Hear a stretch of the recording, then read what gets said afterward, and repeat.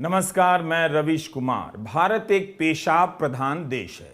इस पंक्ति के लिखते ही चैनलों पर सीधा प्रसारण होने लगा कि मध्य प्रदेश के मुख्यमंत्री शिवराज सिंह चौहान आदिवासी युवक दशमत रावत के पांव धो रहे हैं, उनके साथ पौधारोपण भी कर रहे हैं।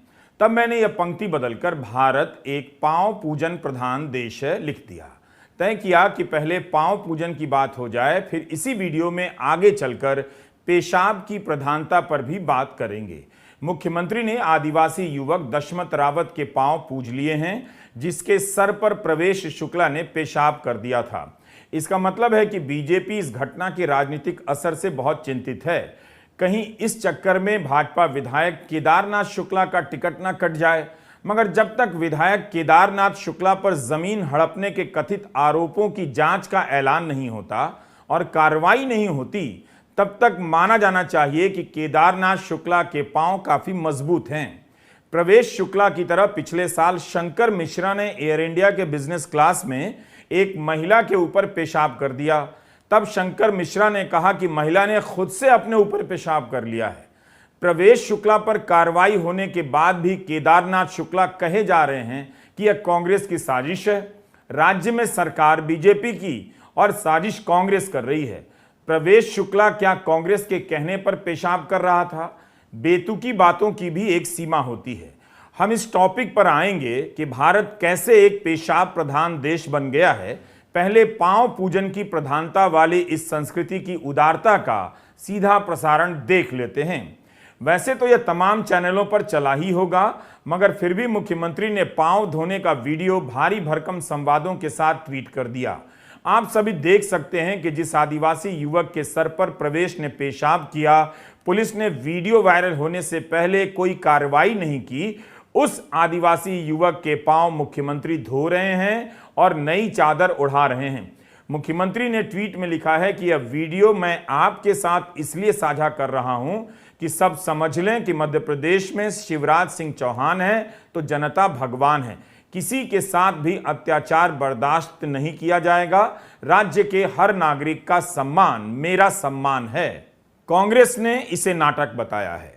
कांग्रेस प्रवक्ता सुप्रिया श्रीनेत ने कहा है कि शिवराज सिंह चौहान के कार्यकाल में 30,000 से अधिक आदिवासियों पर अत्याचार हुआ। बाकी पीड़ितों की भी मुख्यमंत्री खोज खबर ले लेते।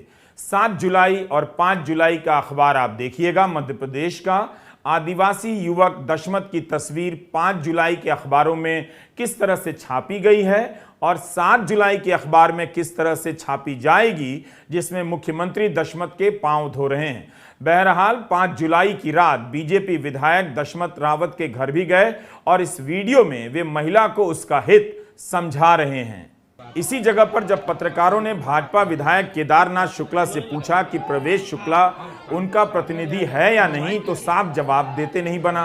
जांच हो रही है, कार्रवाई हो रही है, इसका क्रेडिट ले रहे हैं, मगर यह नहीं बता रहे कि प्रवेश शुक्ला उनका प्रतिनिधि था या नहीं, बीजेपी का सदस्य था या नहीं। यह स्वीकार करने में क्या दिक्कत है? जब तक यह स्वीकार नहीं किया जाता है, तब तक मुख्यमंत्री के पांव पूजने का क्या मतलब रह जाता है? प्रायश्चित की शुरुआत तो गलती स्वीकार करने से होती है। यहां तो यह स्वीकार ही नहीं कर रहे हैं कि प्रवेश शुक्ला केदारनाथ शुक्ला का विधायक प्रतिनिधि था या नहीं। तुम्हारे हित में है, जहाँ कहा वहाँ तो तुम्हारे हित वहाँ। उसके बारे में बात करने से क्या मतलब? आज जो परिस्थितियाँ हैं उसको देखिए, है ना। बात तो क्योंकि ये भी कहा जा रहा है कि भाई वो आपके प्रतिनिधि थे। भाई जी, मेरे प्रतिनिधि थे कि नहीं थे, लेकिन क्या मेरे प्रतिनिधि होने के नाते कोई पक्षपात हुआ है? उनके खिलाफ कार्रवाई हुई है, सारी बातें हुई हैं। अब मामले की पूरी जांच, अब जो परिस्थितियां प्रकट हो रही हैं उसमें सारी जांच होना आवश्यक है और वो सारी जांचें हो करके वे कांग्रेसी भी अंदर जाएंगे जिन कांग्रेसियों ने इस मामले को इस तरह से तुल दिया। अच्छा, साजिश पूरी है। हाँ, पूरी साजिश की है और साजिशकर्ताओं को के खिलाफ कार्रवाई होगी। विधायक केदारनाथ शुक्ला का यह बयान मुख्यमंत्री के पांव पूजन अभियान को बेमानी कर सकता है। यह विधायक अभी भी मान रहे हैं कि कांग्रेस ने साजिश की, कांग्रेस नेताओं पर कार्रवाई करने की बात कर रहे हैं। तो बताएं कि कांग्रेस ने क्या साजिश की? क्या गलत इल्जाम लगा दिया, गलत वीडियो वायरल कर दिया? तब आपने प्रवेश शुक्ला का घर क्यों गिरा दिया और मुख्यमंत्री शिवराज सिंह चौहान आदिवासी युवक दशमत रावत के पांव क्यों पूज रहे हैं? यह वीडियो 5 जुलाई की रात का है। रात के वक्त कांग्रेस के नेता और पेशे से वकील रंजना मिश्रा दशमत के परिवार से मिलने गई थीं और केदारनाथ शुक्ला भी वहां पहुंचे हुए थे। दोनों में झड़प हो रही है। केदारनाथ शुक्ला का आत्मविश्वास इस वीडियो में देखते बनता है। 5 जुलाई को यहां कांग्रेस नेता और पूर्व विधायक कमलेश्वर पटेल और अर्जुन सिंह के बेटे अजय सिंह भी गए।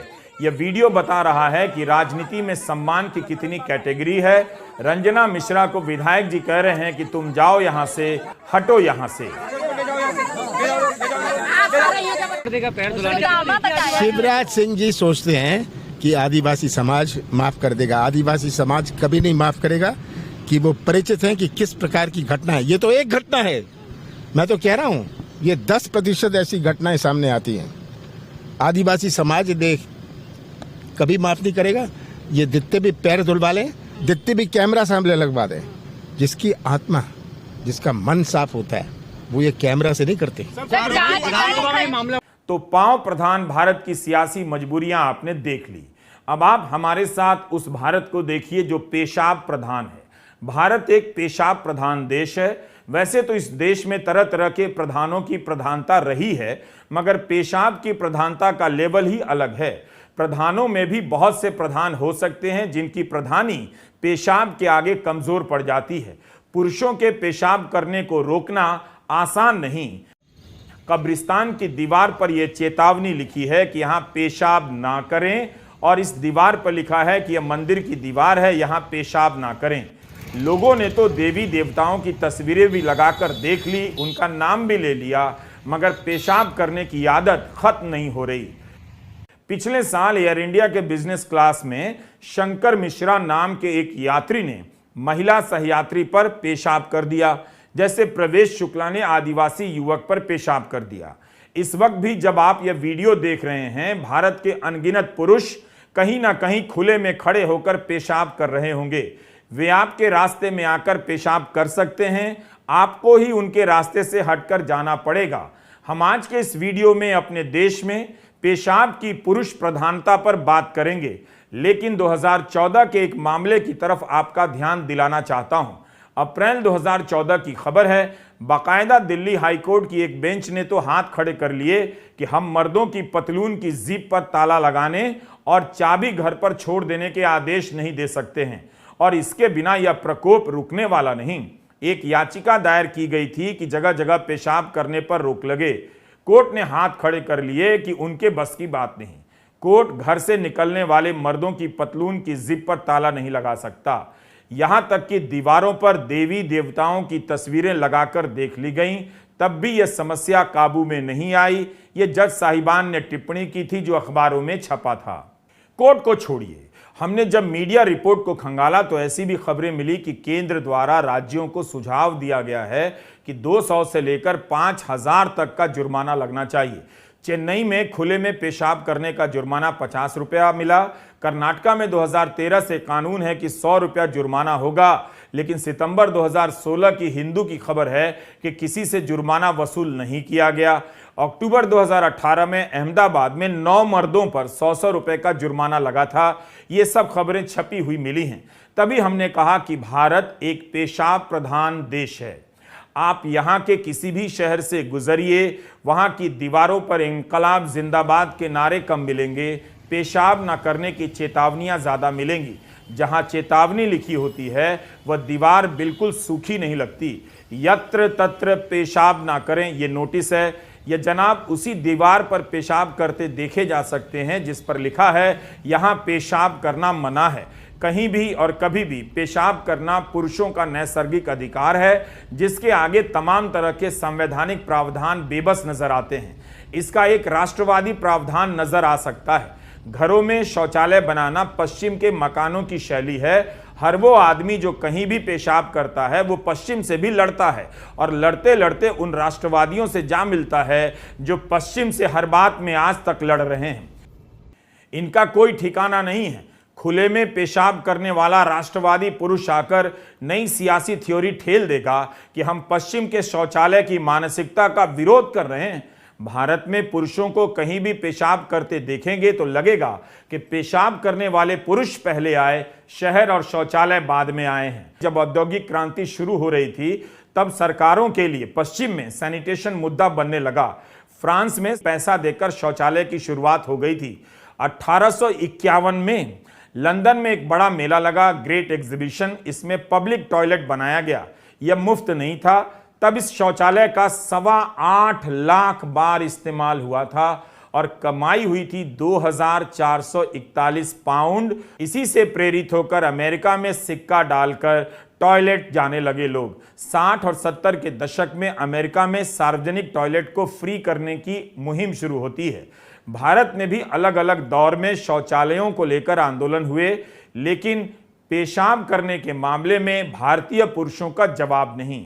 आप इस वीडियो को पूरा देखिएगा। पेशाब प्रधान भारत के बारे में काफी कुछ जानेंगे। कई बार तो लोग इन चेतावनियों के कारण भी उसी जगह पेशाब करते हैं, देखने के लिए कि क्या होता है। चेतावनी लिखते लिखते गालियां लिखी जाने लगी कि पेशाब करने वाला गधा है, गधे का बाप है। अब इस गेट पर जो लिखा है उसे पढ़िए। यहां पेशाब करना सख्त मना है। पकड़े जाने पर कठोर कार्रवाई की जाएगी। पता नहीं कठोर कार्रवाई में क्या किया जाएगा या क्या किया गया होगा, लेकिन इस तरह की चेतावनियों की भाषा का अध्ययन किया जाना चाहिए। हमने नोट किया है कि 2 तरह से मना किया जाता है। एक में सिंपल लिखा होता है कि पेशाब करना मना है और एक में लिखा होता है पेशाब करना सख्त मना है। मेरे पास इसकी जानकारी नहीं है कि दीवार पर सख्त मना लिखने पर पेशाब करने वाले पुरुषों पर क्या असर पड़ता है और केवल मना लिखने पर क्या असर पड़ता है। क्या उसके बाद भी वहां पेशाब किया जाता है? यह चेतावनी थोड़ी नई भाषा शैली की लगी। सावधान, यहां पेशाब करने के लिए ना रुकें। आपके साथ कोई भी घटना घट सकती है। क्या मैं यह समझूं कि पोस्टर लगाकर कुछ लठैत वहीं पास की झाड़ी में छुपे होंगे जो यहां पेशाब करने वालों को पकड़ते ही कूट डालेंगे, या केवल डराने के लिए यह पोस्टर लगाया गया है? चेतावनियों का समाज पर क्या असर पड़ता है, इसका विश्लेषण करने के लिए आपको एक एक दीवारों का पेशाब सर्वेक्षण करना पड़ेगा। जब एयर इंडिया के बिजनेस क्लास में यात्री सुरक्षित नहीं हैं, तो भारत के शहरों की इन दीवारों का क्या ही रोना रोया जाए। वैसे प्रवेश शुक्ला की तरह एयर इंडिया में पेशाब करने वाले व्यक्ति का नाम शंकर मिश्रा था। यह घटना 26 नवंबर 2022 की है। शंकर मिश्रा नाम के व्यक्ति ने न्यूयॉर्क से दिल्ली की एयर इंडिया फ्लाइट में नशे की हालत में 70 वर्षीय महिला पर पेशाब कर दिया। यह घटना बिजनेस क्लास में हुई। एयर इंडिया पर 30 लाख का जुर्माना लगा। पायलट इन कमांड का लाइसेंस 3 महीने के लिए सस्पेंड कर दिया गया। आईपीसी और इंडियन एयरक्राफ्ट एक्ट की धाराओं के तहत केस किया गया। बाद में इस पर एयर इंडिया ने 4 महीने का नो फ्लाई बैन लगाया। कुछ दिन बाद इसे कोर्ट से 1 लाख के मुचलके पर बेल मिल गई। शंकर मिश्रा को कोर्ट की तरफ से एडिशनल सेशंस जज ने कहा कि जो मिश्रा ने किया वो घृणास्पद है, पर कोर्ट को नियम का पालन करना होता है। चूंकि शंकर मिश्रा ने बिजनेस क्लास में पेशाब किया था, इसलिए उसके घर पर बुलडोजर नहीं चला और ना प्रवेश शुक्ला की तरह इस व्यक्ति के आचरण पर विस्तृत बहस हुई। दोनों ही अमानवीय और पुरुषवादी घटनाएं हैं, मगर दोनों को सजा अलग अलग मिलती है। शंकर मिश्रा और प्रवेश शुक्ला के प्रकरण के बाद आप जब भी जहां भी पुरुषों को पेशाब करते देखें, अपने भीतर भी झांक लें। दिसंबर 2023 में एक और घटना हो गई। एक व्यक्ति ने पेरिस दिल्ली उड़ान में महिला की सीट पर पेशाब कर दिया। एयर इंडिया ने इस घटना की रिपोर्टिंग ही नहीं की तो नागर विमानन महानिदेशालय ने एयर इंडिया पर 10 लाख रुपए का जुर्माना लगा दिया। केवल एयर इंडिया नहीं, भारतीय पुरुषों ने अमेरिकन एयरलाइंस में भी ये काम किया है। इसी अप्रैल 2023 की खबर है। न्यूयॉर्क दिल्ली की फ्लाइट में एक आदमी ने दूसरे यात्री से बहस के दौरान उस पर पेशाब कर दिया। इसे भी नशे की हालत में बताया गया। 5 महीने में ये 5वीं ऐसी घटना थी। 3 न्यूयॉर्क दिल्ली की फ्लाइट पर हुई थी। इनका नाम नहीं बताया गया। पेशाब करने वाला कौन था, इन संदर्भों में उसका नाम नहीं पता, लेकिन उसकी करतूत पर एयर इंडिया को 10 लाख और 30 लाख रुपए का चूना लग गया। इस वीडियो को पूरा देखने के साथ साथ रवीश कुमार ऑफिशियल को ज्वाइन जरूर कीजिए। आपके समर्थन की जरूरत है। हमने अपनी पढ़ाई के दिनों में एक किताब पढ़ी थी, the second sex, Simone de Beauvoir की। यह किताब पहली बार 1949 में छपी थी। पहले ही सप्ताह में इसकी 20,000 कॉपियां बिक गईं। 40 भाषाओं में इसका अनुवाद हो चुका है। आप इस किताब को पढ़ें, क्योंकि हम तो इसके एक छोटे से हिस्से का ही इस्तेमाल करेंगे। इस किताब में एक प्रसंग है कि पुरुषों में पेशाब करने का सामाजिक व्यवहार किन किन बातों से बनता है, क्यों पुरुष पेशाब करने को लेकर इतने लापरवाह हैं। प्रवेश शुक्ला का पेशाब करना जातिवादी और राजनीतिक व्यवहार था, लेकिन जगह जगह पेशाब करते हुए देखे जाने वाले पुरुषों के इस व्यवहार को नागरिक और मर्दवादी नजरिए से भी देखा जाना चाहिए। पेशाब करने के क्रम में ये पुरुष अपनी यौन शक्ति का भी प्रदर्शन करते हुए प्रतीत होते हैं, ऐसा कई विश्लेषणों में बताया गया है। पुरुषों के भीतर तरह तरह के दंभ भरे होते हैं। उनमें से एक दंभ होता है कहीं भी किसी के सामने जाकर पेशाब कर देना। आप यह तो मानेंगे कि दीवारों पर लिखी गई यह चेतावनी मर्दों के लिए ही है, क्योंकि इन दीवारों पर मर्द ही पेशाब करते देखे जाते हैं।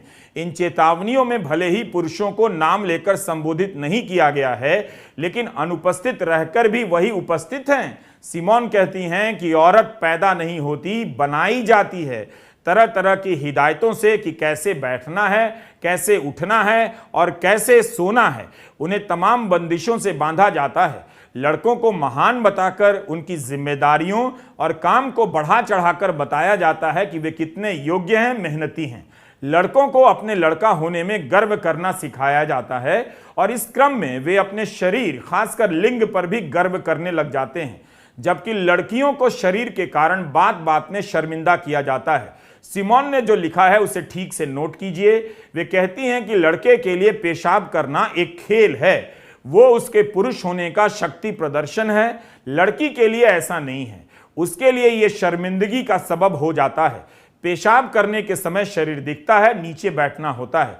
लड़कों, पुरुषों के लिए ऐसा नहीं, वे खड़े रहते हुए पेशाब कर पाते हैं।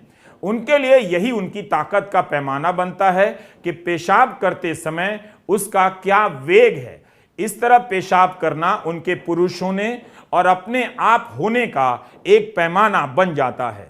कभी आपने नोटिस किया है कि खुले में पेशाब करने वाला पुरुष अपनी शक्ति का भी प्रदर्शन करता है। जहां चेतावनी लिखी होती है वहीं जाकर पेशाब करता है। यही वो उसकी शक्ति है जो जाति की नफरत के साथ, धर्म की नफरत के साथ बाहर आती है। जब आप हिंसा करते हैं, किसी से नफरत करते हैं, तो आपका शरीर ही सबसे पहला हथियार बनता है। वो हथियार है पेशाब। आए दिन सांप्रदायिक और जातिवादी नफरत का यह पेशाब देश के किसी भी कोने से बहता हुआ आपके न्यूज रूम में, ड्राइंग रूम में और व्हाट्सएप ग्रुप में आ जाता है। प्रवेश शुक्ला का आदिवासी युवक पर पेशाब करना कई तरह के शक्ति प्रदर्शन की घटना है, जिसकी बुनियाद में इस तरह से कहीं भी कभी भी पेशाब करने की आदत रही होगी। वह अब जेल में है। एयर इंडिया के बिजनेस क्लास में सफर करने वाले यात्री शंकर मिश्रा के घर पर बुलडोजर क्यों नहीं चला? बिजनेस क्लास के लिए कानून का अलग क्लास है। वैसे बेंगलुरु का शंकर मिश्रा भी गिरफ्तार हुआ था। प्रवेश शुक्ला के पेशाब करने में राजनीतिक शक्ति का भी रोल होगा। अगर उसे कानून का डर होता तो यह काम ही नहीं करता। पेशाब करने की यह अकेली घटना नहीं है जिससे भारत की बदनामी हुई है। बीजेपी के सांसद राधा मोहन सिंह की यह तस्वीर वायरल हो गई थी। इंडियन एक्सप्रेस की यह खबर आप देखिए। 2017 में वे कृषि मंत्री थे। उनके पेशाब करते समय सुरक्षा बलों को देखकर मुझे लगा कि यह देश का सबसे सुरक्षित पेशाब होगा। बंदूकधारी जवानों की सुरक्षा में पेशाब का कर्तव्य काल देखकर काफी मजाक उड़ा कि स्वच्छता अभियान की पोल खुल गई। यह खबर तो हमें ब्रिटेन के अखबार गार्डियन से मिल गई। 2018 में राजस्थान के भाजपा सरकार के स्वास्थ्य मंत्री की यह तस्वीर बताई गई है। सड़क के किनारे दीवार पर मंत्री जी पेशाब कर रहे थे। अजीत पवार इन दिनों काफी चर्चा में हैं। पेशाब पर विवाद में इनका भी एक योगदान है। हालांकि इस विवाद के बाद बयान वापस ले लिया और माफी मांगी थी। अप्रैल 2013 की खबरों को उठाकर देखिए जो कई जगहों पर छपी थी। सूखा पड़ा था। मुंबई के आजाद मैदान में किसान भैया जी देशमुख अनशन कर रहे थे। अजीत पवार तब भी उप मुख्यमंत्री ही थे। पुणे में उन्होंने भाषण दिया और कह दिया कि अगर डैम में ही पानी नहीं है तो हम पानी कहां से दे दें? क्या हम पेशाब कर दें? अगर पीने के लिए पानी नहीं है तो पेशाब करना भी संभव नहीं है। तो इन सभी प्रसंगों से साबित होता है कि भारत एक पेशाब प्रधान देश है। पुरुषों के कारण उसे यह प्रधानता मिली है। भारतीय रेल में सफर करने वाले जानते हैं कि पेशाब प्रधान भारत में शौचालय का साफ मिलना कितना मुश्किल है और गंदा करने में पुरुषों का ही योगदान है। यहां तक कि शौचालय में रखे मग को जंजीरों से बांधा जाता है ताकि कोई लेकर चला ना जाए अगले स्टेशन पर। कमोड का ऊपरी हिस्सा इतना गंदा कर दिया जाता है कि बहुत लोग पूरी यात्रा में शौचालय नहीं जाते।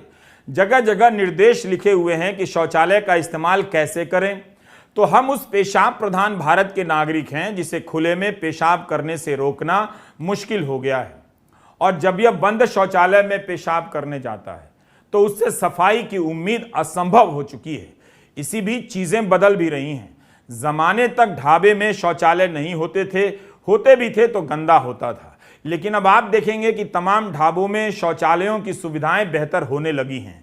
वहां भी साफ रखने की निरंतर लड़ाई जारी है। शौचालय के भीतर 1-2 लोग मौजूद होते हैं सफाई करते हुए, क्योंकि कब कौन गंदा करके चला जाए पता नहीं। महिलाओं के शौचालय के हिसाब से देखेंगे तो लगेगा कि इस देश में केवल पुरुष ही पेशाब करते हैं। इस हिसाब से भी महिलाएं दूसरे दर्जे की नागरिक लगती हैं। दिल्ली से सटे नोएडा में पिंक टॉयलेट लोकप्रिय होने लगा है। अगस्त 2019 में यहां पहली बार पिंक शौचालय का उद्घाटन हुआ। इसमें सैनिटरी नैपकिन की वेंडिंग मशीन भी लगाई गई। यहां की सीईओ रितु माहेश्वरी ने महिलाओं के लिए कई शौचालय बनाए हैं। उम्मीद है इनका इस्तेमाल होता ही होगा। सवाल इनके बनने का ही नहीं है, चलाने के इंतजाम का भी है। बहरहाल रास्ता भी यही है कि महिलाओं के लिए ज्यादा से ज्यादा पिंक टॉयलेट बने और उसका प्रचार हो और महिलाएं इस्तेमाल करें। रेडियो पर इसका प्रचार भी किया जाता है। दिल्ली में 2017 में विकासपुरी में पहला पिंक टॉयलेट बना, जिसका उद्घाटन दक्षिण दिल्ली नगरपालिका की मेयर कमलजीत सहरावत ने किया, और जगहों पर भी ऐसे टॉयलेट खोले गए। दिल्ली में कई जगहों पर अच्छे शौचालय मिल जाते हैं, लेकिन महिलाओं के जीवन में गंदे शौचालयों के अनुभव भयानक होते हैं। उन्हें संक्रमण से बीमारी भी होती है। एक सर्वे के अनुसार भारतीय औरतों को 13-13 घंटे तक पेशाब रोककर रखना पड़ता है, जिससे उनके ब्लैडर और किडनी पर घातक असर पड़ता है। संविधान के तहत अब आप देश में किसी भी रेस्तरां में बने शौचालय का इस्तेमाल कर सकते हैं, कोई मना नहीं कर सकता, लेकिन यह सुविधा सभी के लिए समान रूप से उपलब्ध नहीं। शौचालय के मामले में भी वर्गों के हिसाब से भेदभाव दिखता है। खास वर्ग के लिए उनके हिसाब से शौचालय बनाए जाते हैं, लेकिन आम गरीब लोगों के लिए नहीं। बस अड्डे का शौचालय गंदा होता है और एयरपोर्ट का शौचालय चमकदार, इसलिए आम गरीब लोग खुले में पेशाब करने के लिए मजबूर हो जाते हैं। मई 2017 में दिल्ली में ई रिक्शा चलाने वाले रविंद्र कुमार ने 2 युवाओं को पेशाब करने से रोका। दोनों लड़कों और उसके दोस्तों ने मिलकर रविंद्र को मार ही दिया। फरवरी 2021 में दिल्ली सरकार ने आदेश जारी किया कि सभी दफ्तरों, कंपनियों में ट्रांसजेंडर लोगों के लिए अलग से शौचालय बनेगा। जब तक नहीं बनेगा उन्हें भी नियमित शौचालयों का इस्तेमाल करने दिया जाएगा। ट्रांस महिला ग्रेस बानू ने यह सवाल उठाया था। उनका कहना है कि ऐसी योजनाओं का कोई खास असर नहीं होता। दिल्ली सरकार के इस आदेश का कितना पालन हुआ है, हो रहा है, आप किसी चौराहे पर ट्रांसजेंडर व्यक्तियों से पूछ लीजिएगा। विकलांग लोगों के लिए शौचालय उपलब्ध कराने के मामले में हम बहुत पीछे हैं। 5 स्टार या एयरपोर्ट पर तो इसकी सुविधा मिल जाती है, लेकिन उन एयर कंडीशन ढाबों में भी विकलांग व्यक्तियों के लिए शौचालय नहीं दिखता है। होता भी है तो उसकी सफाई पर ध्यान नहीं दिया जाता है।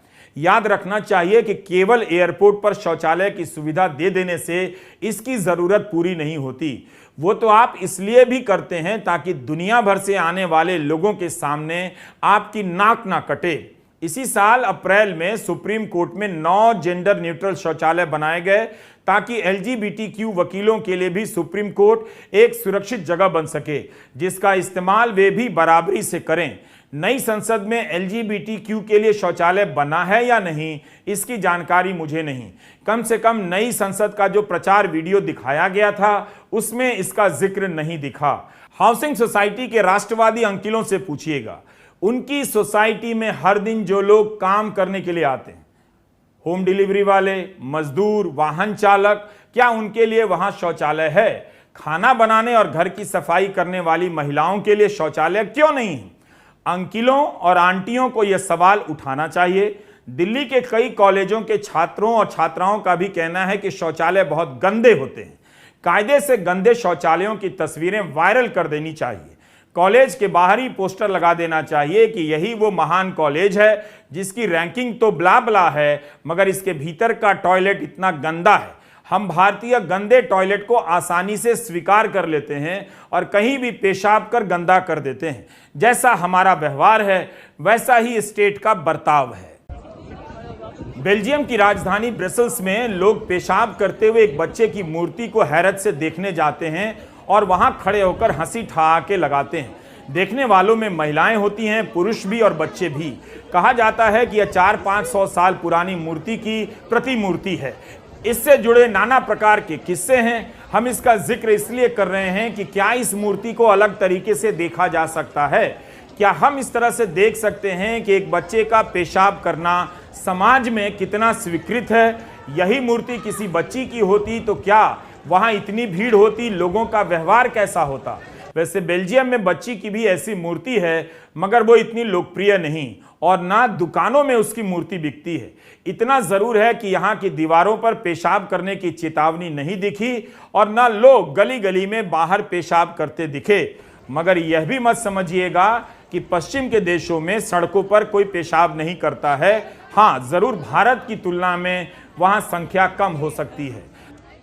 भारत में पेशाब एक जातिवादी समस्या है, पेशाब एक राजनीतिक समस्या है और पेशाब एक नागरिक समस्या भी है। जब तक ढंग से पेशाब करने नहीं आएगा, हम ढंग के नागरिक नहीं बन सकते। इसकी शालीनता ही आपको और संवैधानिक बनाएगी। आप शरीर और शरीर के नियमों का पालन दूसरों की सोच कर करने लगेंगे। यही तो नागरिक होना होता है, संवैधानिक धर्म होता है। वरना टांग उठाकर पेशाब करने के लिए कुत्ते को बदनाम करने से कुछ नहीं होगा। ब्रसेल्स में मुझे यह मूर्ति दिखी। 1998 में टॉम फ्रोजन ने यह मूर्ति बनाई है। जो लोग कुत्ते पालते हैं उनके कुत्ते इस तरह से खुले में पेशाब तो करते हैं, मगर मालिक खुद साफ करता है। इसके लिए बाकायदा नियम बने होते हैं और जुर्माना भी तय किया जाता है। उम्मीद है आप पेशाब की नजर से प्रवेश शुक्ला और शंकर मिश्रा को देखेंगे, लेकिन यही नहीं रुकेंगे, इसे शहरी समस्या के रूप में भी देखेंगे, सरकार और समाज की नाकामी के रूप में भी और पर्यावरण समस्या के रूप में भी। शौचालयों में कितना पानी बहाया जाता है, अब तो सूखे शौचालय भी आने लगे हैं। बस आप और बहुत से प्रवेश शुक्ला टाइप लोग सुधर नहीं रहे हैं। फ्लश का इस्तेमाल करना ना भूलें। नमस्कार, मैं रवीश कुमार।